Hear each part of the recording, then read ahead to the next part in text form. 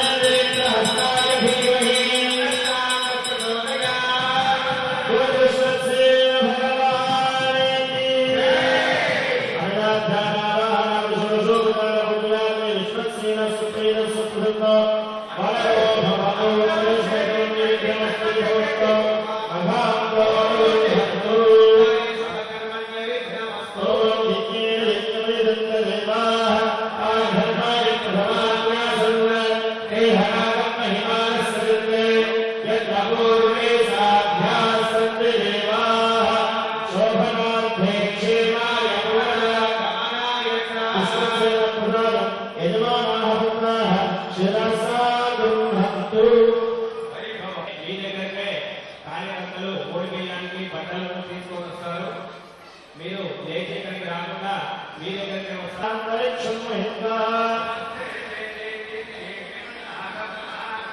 ओम भवद्भराय विद्महे सर्वसिद्धेभ्यो धीमहि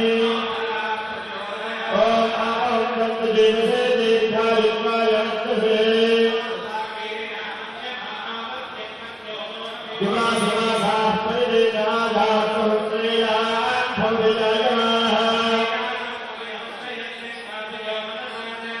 ओम देवे हृदयाः ओम भक्तवेदे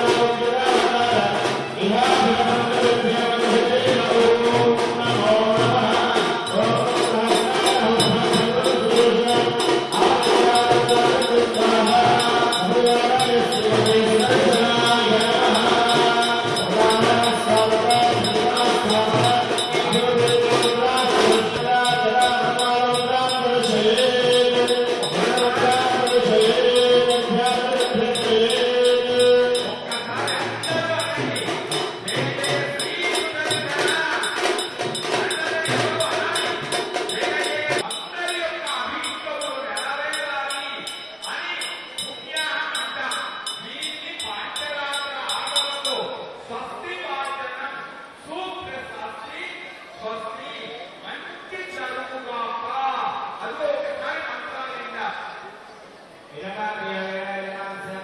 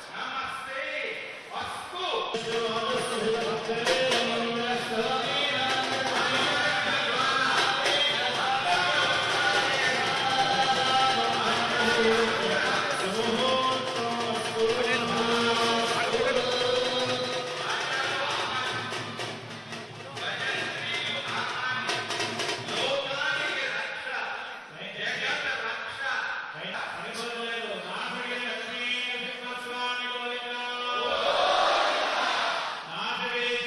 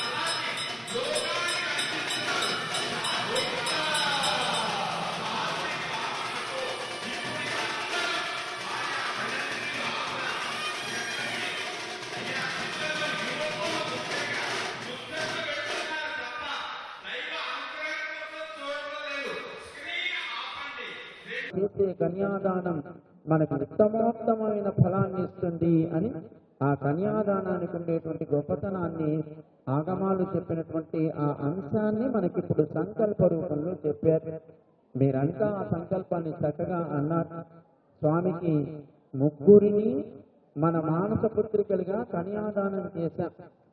ఇప్పుడు క్రమక్రమంగా లోకాచార ప్రకారం మంగళసూత్ర ధారణ అదేంటో మనం చెప్పుకుంటూ ముందుకు సాగుదాం. జీవుడికి భగవంతుడికి ఉండే సంబంధం ఎలాంటిది అంటే, ఒక భార్యకి భర్తకి అంటే ఒక పురుషుడికి ఒక స్త్రీకి వివాహమై వారిరువురు భార్యాభర్తల సంబంధంతో ఒకటిగా చేరినప్పుడు ఉండే సంబంధం అలాంటిది అని మనకి శాస్త్రాలు చెప్తున్నాయి. జీవుడికి భగవంతుడికి ఉండే సంబంధంలో జీవుడికి ఉండాల్సినటువంటి లక్షణాలు 3 ఉంటాయి.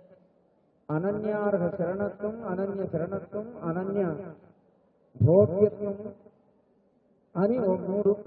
అంటే ఆయనే సర్వస్వము, ఆయనే ఉపాయము, ఆయనే ఆనందమే జీవుడికి ఆనందం. అంటే ఈ స్త్రీ పురుషుణ్ణి పొందేటప్పుడు కూడా తాను భర్తగా పొందుతున్న పురుషుడే సర్వస్వము. తనకి ఏది అవసరమైనా ఆ పురుషుణ్ణే ఉపాయముగా స్వీకరిస్తుంది. ఆ పురుషుడి ఆనందం కోసమే తాను జీవించాలని కోరుకుంటుంది. భారతీయ సంస్కృతికి ఉండే గొప్పతనం అది.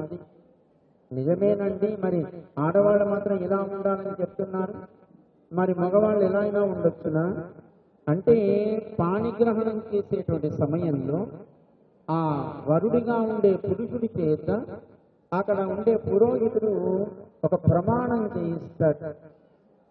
చాలా మంది వివాహాలైన వాళ్ళు ఉన్నారు, వాళ్ళు చేశారో లేదో మర్చిపోయి ఉంటారు, పక్కన ఉన్న వాళ్ళు విన్నారో లేదో మనకి తెలియదు. కానీ ఆ పురుషుడి చేత ప్రమాణం చేయిస్తారు. ధర్మేచ అర్థేచ కామేచ నా అతిచరామి. ధర్మ మార్గంలో ఆ స్త్రీతో కూడి అర్థము అంటే ఏ ప్రయోజనమైనా లేదు ఏ కోరికైనా అతిగా చరించకుండా ఆ స్త్రీయే తనకి భాగస్వామిగా ఆ స్త్రీతో తన జీవనాన్ని గడుపుతాను అని పురుషుడి చేత ప్రమాణం చేయిస్తాడు.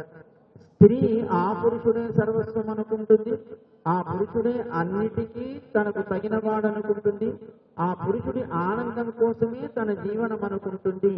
ఇలా ఇరువురు కూడా ఆ భావనతో ఉన్నప్పుడే వారి సాంసారికమైనటువంటి వైవాహిక జీవితం చక్కగా సాగుతుంది, సుఖవంతంగా సాగుతుంది. దాన్ని సూచన చేస్తూ మనకి ఇక్కడ మంగళసూత్రాన్ని 3 ముళ్ళు వేస్తారు. గట్టిగా ఉండాలి, భద్రంగా ఉండాలి. ఎప్పటిదాకా ఆ అమ్మాయి కంఠసీమలో ఆ మంగళసూత్రం అది చక్కగా ప్రకాశిస్తూ ఉంటుందో అప్పటిదాకా ఆ అమ్మాయికి భర్తగా ఉండే పురుషుడు క్షేమంగా ఉన్నాడు అని భావిస్తా. మరి క్షేమంగా ఉండాలంటే ఓ 30 ముళ్ళు వేయగా ఇంకా గట్టిగా ఉంటుంది. కానీ 3 ముళ్ళు ఎందుకు వేస్తారు అంటే, ఆ స్త్రీ పురుషుడితో తాను ఎలా ఉండాలని కోరుకుంటుందో ఆ పురుషుడు ఆ స్త్రీ తాను ఎలా గ్రహించాలని కోరుకుంటున్నాడు. ఆ ఇందాక చెప్పినటువంటి అనన్యార్హ శేషత్వం, అనన్య శరణత్వం, అనన్య భోగ్యత్వము అని 3 లక్షణాలు జీవుడికి భగవంతుడికి ఉండేటువంటి సంబంధాన్ని సూచించేటువంటి ఆ 3 లక్షణాలు ఆ స్త్రీలో ఉండాలని కోరుకుంటూ 3 ముళ్ళు వేస్తాడు పురుషుడు. కానీ చాలా మంది ఏం చేస్తున్నారు, వాళ్ళ ఆయన చల్లగా ఉండాలని అప్పుడప్పుడు ఫ్రిడ్జ్ లో పెడుతుంటారు, భద్రంగా ఉండాలని ఇనపెట్టెలోనూ ఇంకెక్కడో పెడుతూ ఉంటారు. బయటికి మంగళసూత్రం వేసుకుని పోవాలంటే నామోషి అనుకుంటారు. కానీ అది ఆ స్త్రీ మెడలో ఉంటేనే ఆ పురుషుడు క్షేమంగా ఉంటాడు.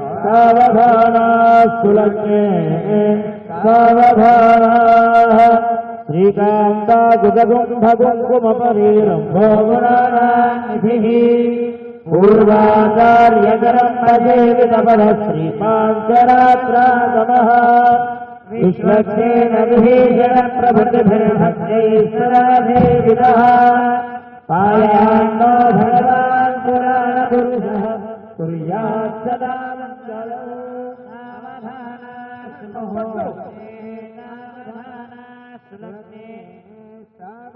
శ్రీలక్ష్మీ కమలాలయామ సుమతి రామాజగద్రక్షణీ కళ్యాణీ సకలేశ్వరీ సరసిజ భాగ్యానుసంధాయినీ శోత్తరేకనయన పుణ్య పురాణ పుమాన్ లోకేశ స్తుతిచోరసో మగహరో మధ్యావతారో హరిః శ్రీమాన్నాథగిరీశ్వర కరుణయా కుర్యాత్ సదా మంగళం.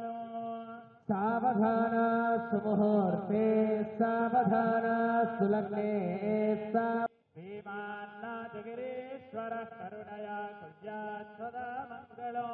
సావధాన సుముహూర్తే సావధాన సులగ్నే సావధాన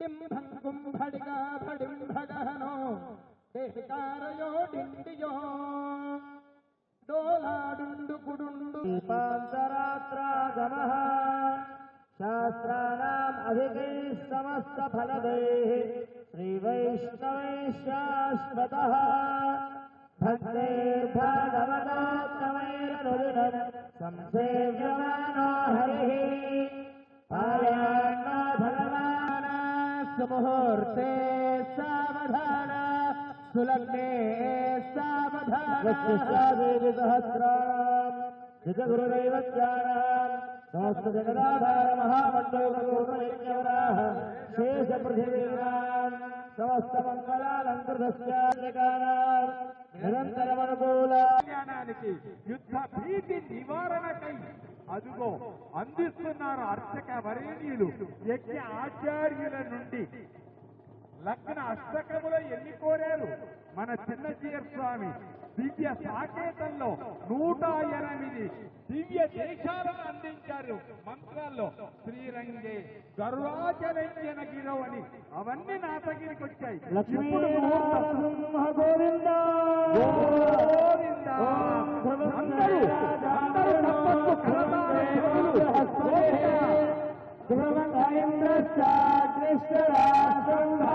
గట్టిగా యువకులారా తప్పట్లు అయం బ్రహ్మణ స్వరే అయం ముహూర్త సుముహూర్తోస్తు ధ్రువంతే రాజవర్ణో ధ్రువం దేవో బృహస్పతిః ధ్రువంత ఇంద్రశ్చాగ్నిశ్చరాస్త్రం ధారయతాం ధ్రువం అయం ముహూర్త సుముహూర్తోస్తు గోవింద లక్ష్మీనారసింహ గోవింద అదహ మాంగళ్య పూజనం కుర్యాత్ మాంగళ్యదేవతాయ శ్రీయై నమః. పవిత్రములైన మాంగళ్య ఆరాధనలు కానీ చేసుకున్న తర్వాత అయ్యో ఇలాంటి సంబంధం ఏర్పడింది అని కోర్టు మెట్లెక్కుతున్నారు. అంతకంటే పురుషుడు ఎలా ఉంటాడో స్త్రీకి తెలిసేది కాదు, యువతల స్త్రీ ఎలా ఉంటుందో పురుషుడికి తెలిసేది కాదు. వాళ్ళిద్దరిలో ఒక ఉద్వేగమైనటువంటి భావం ఉంటుంది కనుక అయ్యో అవతల పురుషుడు బాగుండాలని ఏ స్త్రీ అయినా కోరుకుంటుంది, యువతల స్త్రీ బాగుండాలని ఏ పురుషుడైనా కోరుకుంటాడు. శ్రీరంగరాజమహిషీ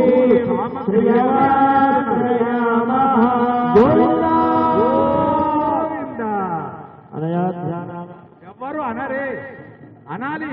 నాథగిరి నారసింహ గోవింద.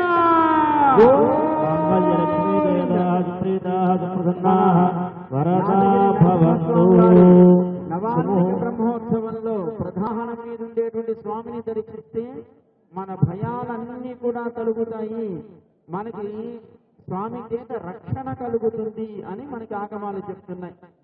అలాగే 17వ తారీఖు రథోత్సవం విశేషించి రథస్థం కేశవం దృష్ట్యా పునర్జన్మన విధువుగా ఉద్భవించి మన అందరినీ కూడా ఆయన అనుగ్రహిస్తున్నాడు. ఆ అనుగ్రహించడంలో విశేషించి బ్రహ్మోత్సవంలో మరింత అనుగ్రహించడానికి స్వామి ఈ నవాన్నిక బ్రహ్మోత్సవాన్ని మన చేత జరిపించుకుంటున్నాడు. దాంట్లో మనం ఈనాడు ప్రధానమైనటువంటి కళ్యాణ ఘట్టంలో మనమంతా చేరి ధరిస్తాం. మన నాథగిరికి మరొక పేరు శ్వేతగిరి. అంతేకాదు పక్కనే హరిద్రా అనే నది, హల్దీ వాగు అంటాం. హరిద్రా అంటే నారాయణుడు వచ్చిన ప్రేమ ప్రవాహం, అది నాథగిరికి దక్కింది. అంతేకాదండి, పాటించండి. ఒక్క ఆడపడుతులేనా, మగవాళ్ళు కూడా అందరం 2 చేతులు పైకెత్తుదాం. నరసింహుణ్ణి 3 అమ్మలను మనం సేవిస్తూ చేతులెత్తి మన హృదయాలకు హత్తుకుందాం. హాస్పిటల్ మెట్టు ఎక్కుతూ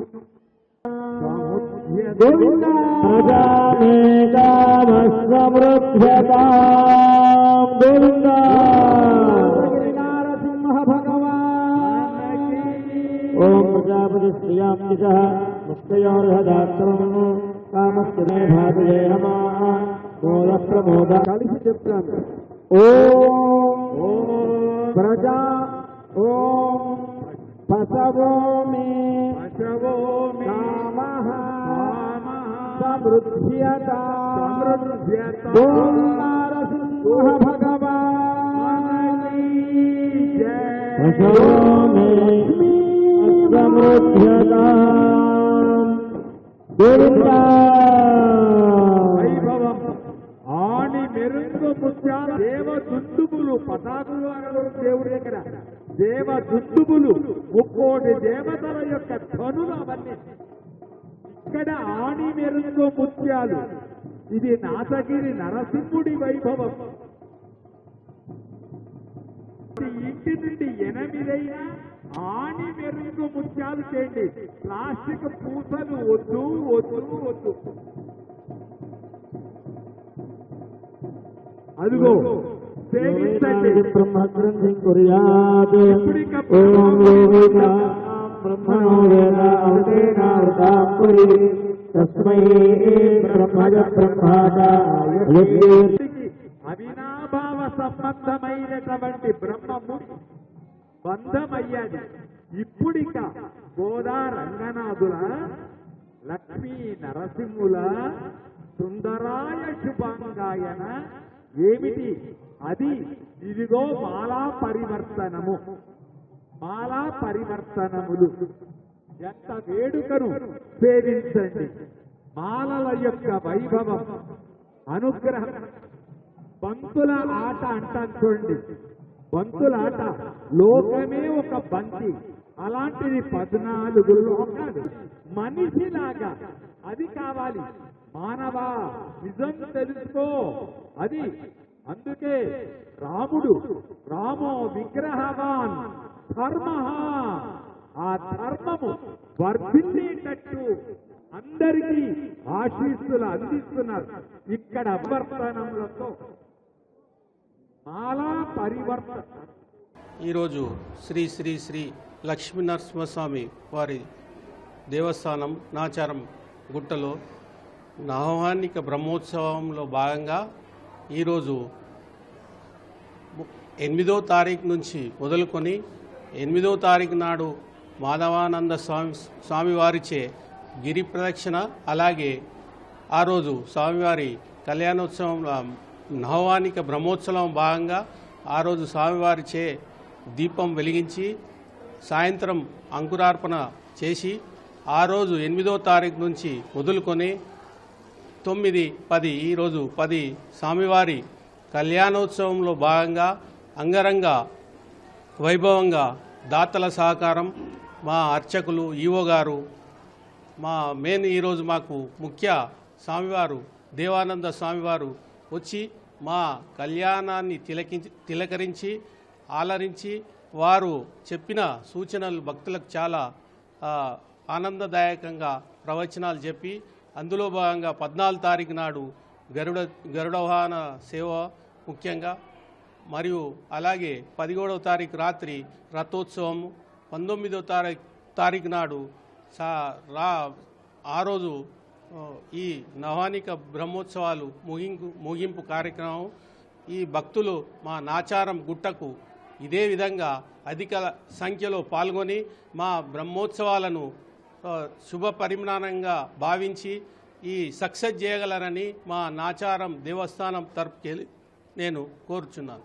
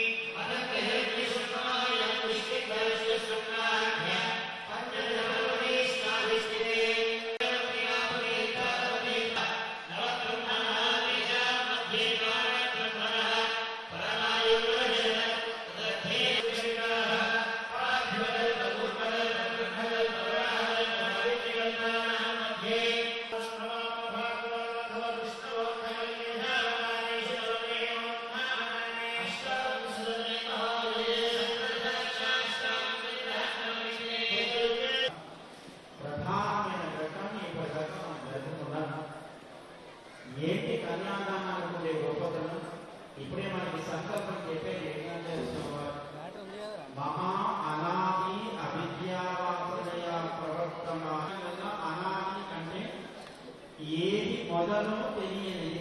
ఆది అంటే మొదలు, అనాది అంటే మనం ఎప్పుడు ఆరంభమయ్యామో ఈ సంసార చక్రంలో శరీరాలను మారుస్తూ జన్మలను మారుస్తూ ఎంతకాలమైందో తెలియదు.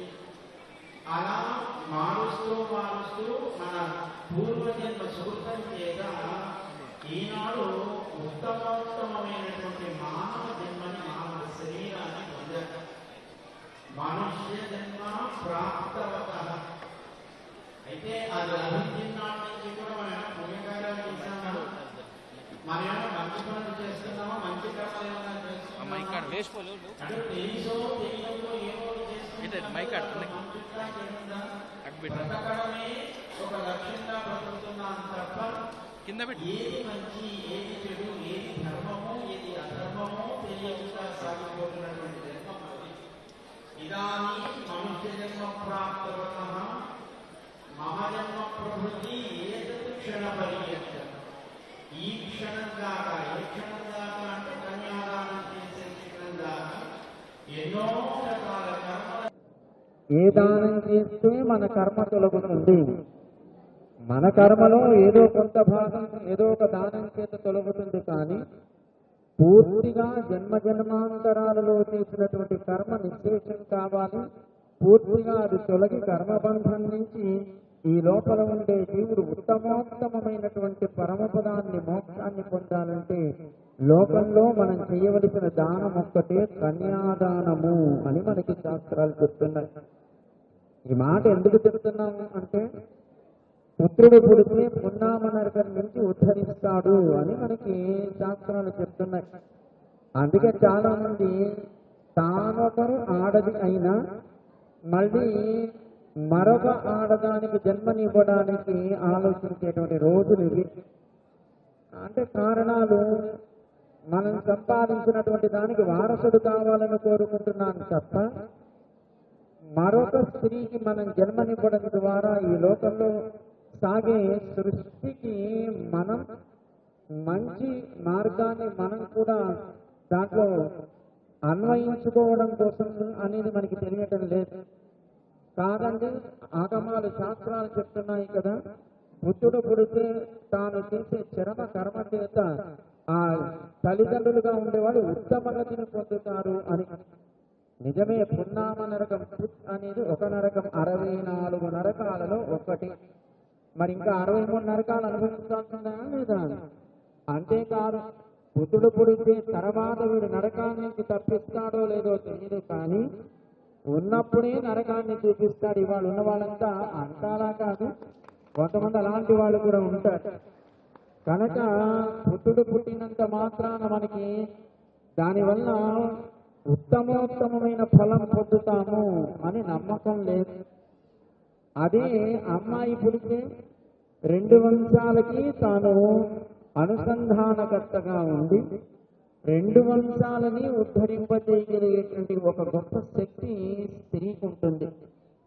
అందుకే మనకి చెప్పిన సంకల్పంలో ఆ కన్యాదానం చేయడం వల్ల మనం జన్మాంతరాల నుంచి చేసుకున్నటువంటి పుణ్యపాప రూపమైన కర్మ పూర్తిగా తొలగి ఉత్తమ లోకాలకి, మోక్ష సామ్రాజ్యానికి ఆ దానం చేసేటువంటి తండ్రి తల్లి స్థానంలో ఉండేటువంటి ఆ మామ అత్తగారి స్థానంలో ఉండి సాక్షాత్తు వరుణ్ణి విష్ణు స్వరూపుడిగా భావించి తమ కూతురిని లక్ష్మీ స్వరూపునిగా భావించి దానం చేయడం వల్ల వాళ్ళు పొందే ఫలము మోక్షము అని మనకు ఆగమాలు చెప్తున్నాయి.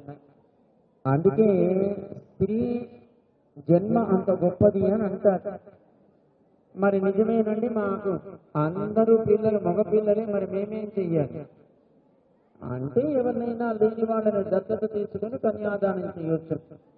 నిజమేనండి, అంత గొప్ప ఫలం ఉంటుందన్నప్పుడు లేనివాడైనా తనకున్న దాంట్లో తాను కన్యాదానం చేయడానికి సిద్ధపడతాడు తప్ప మళ్ళీ ఇంకొకరికి ఆ కన్యని దానం చేయడానికి తాను ఇవ్వడు కదా.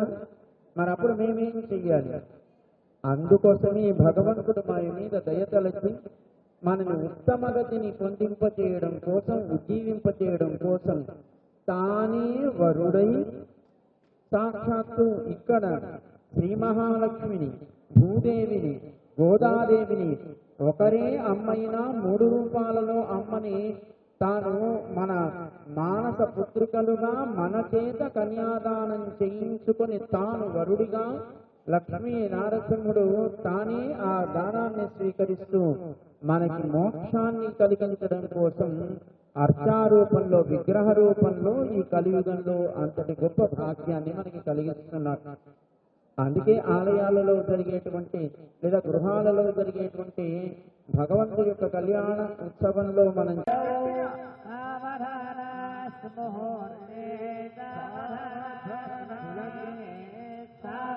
శ్రీరంగే గరుడాచలేంజనగిరో సింహాచలే మందిరే వైకుంఠే కనకాచలే యదుగిరో నారాయణాధ్యాచలే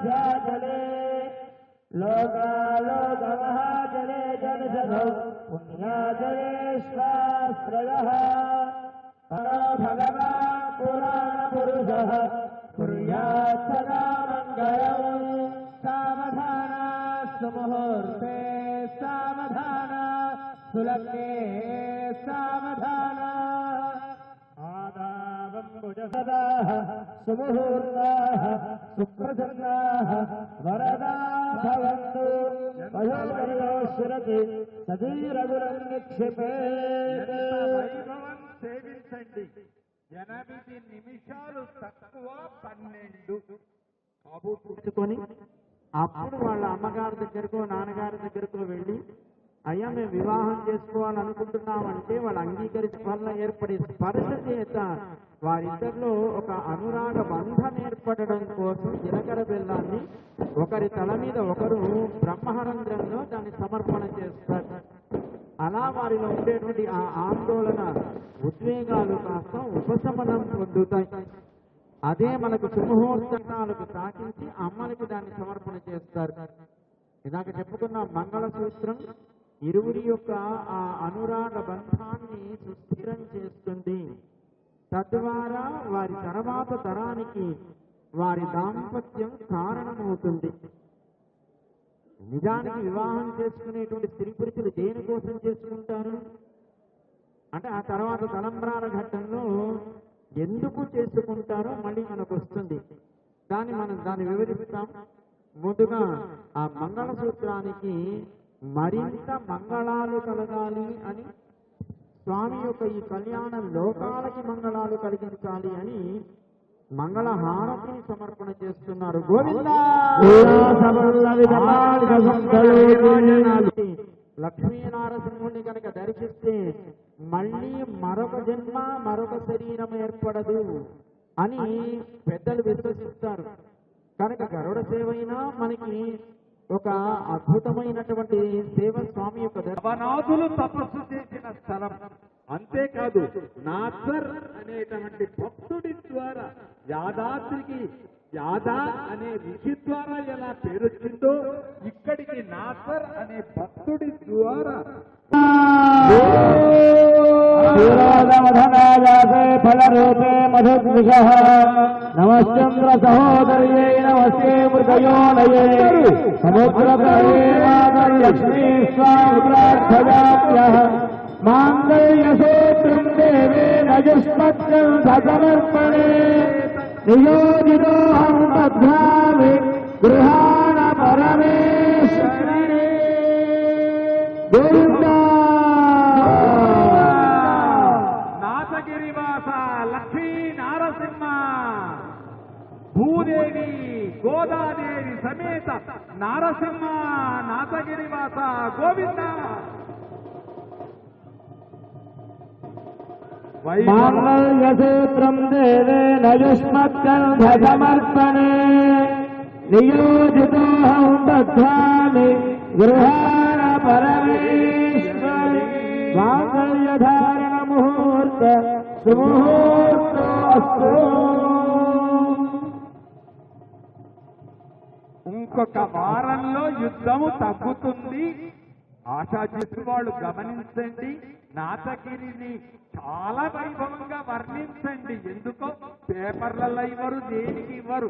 మేము అంటున్నాం అనుకోకండి, హృదయ అంతరాలలోకి రావాలి. మనకి మంచి శుభాలని శుభ పరంపరని అనుగ్రహించమని స్వామిని ప్రార్థన చేద్దాం. చెప్పండి. ఓం శ్రియో మే కామః సమృద్ధ్యతాం శ్రియో మే కామః సమృద్ధ్యతాం ప్రజాపతి శ్రియాభ్యుషః పుష్కయోర్హదాక్షమో. మూడవసారి తలంబ్రాలు పోసేటప్పుడు మన జీవితం స్వామి సేవలో యజ్ఞమయం కావాలి అని ప్రార్థన చేద్దాం. అంతా చెప్పండి. ఓం యజ్ఞో మే కామః సమృద్ధ్యతాం గోవింద.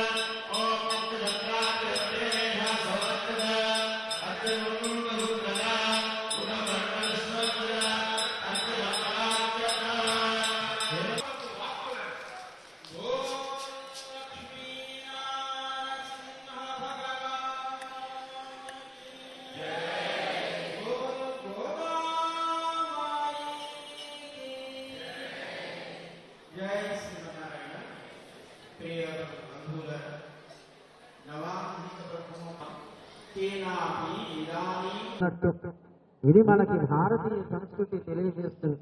ఆ మంగళసూత్ర ఆరాధనని మనకి ఆరంభిస్తున్నారు. సాక్షాత్తు లక్ష్మీ స్వరూపమైనటువంటి ఆ సూత్రాన్ని స్వామి యొక్క శ్రీహస్తములకు తాకించి అమ్మల మెడలో దాన్ని ధరింపజేస్తారు. కారణం, మనలా స్వామి చరించే రూపంలో లేడు అని అర్చారూపంలో స్థిరముగా కదలకుండా మనం ఎలా కావాలని కోరుకుంటే అలా చరించే రూపం అది. కనుక నియోగింపబడినటువంటి పురోహితుడు అర్చకుడు ఎవరైతే ఉన్నారో ఆ అర్చకుడు ఆ మంగళసూత్రాన్ని స్వామి శ్రీహస్తములకు తాకించి అమ్మను ప్రార్థన చేస్తాడు. అమ్మా, ఈ సకల లోకముల యోగక్షేమముల కోసం స్వామిని మెడలో ధరింపజేయవలసినటువంటి మంగళసూత్రాన్ని స్వామి ఆజ్ఞగా నీ మెడలో నేను ధరింపజేస్తున్నాను ఆయన చేత నియోగించబడిన వాణ్ణి కనుక నన్ను క్షమించి ఈ మంగళసూత్రాన్ని స్వామి యొక్క శ్రీహస్తముల ద్వారా నీ కంఠసీమలో దాన్ని ధరింపజేస్తున్నట్టుగా భావించి దాన్ని అంగీకరించమని అమ్మని ప్రార్థన చేస్తాడు పురోహితుడు. క్రమక్రమంగా దాన్ని మనం దర్శిస్తూ కార్యక్రమంలో ముందుకు వెళదాం. జై శ్రీమన్నారాయణ. మచ్చబల్లారా అభిలాష్ వాళ్ళ అబ్బాయి ఇక్కడ ముహూర్తే సావధాన సులగ్నే సావధాన ప్రాసాదధ్వజ సౌధవః సువర్ణపీఠోల్లసత్ ప్రాకారాంతరహేమరంతరితి. అది నారాయణులు ఎంతమంది? సూర్యనారాయణులు 12 ద్వాదశాలు. అన్నిటికీ మూలం మన స్వామి. అది కనుక జగదాచార్యుల ద్వారా అదుగో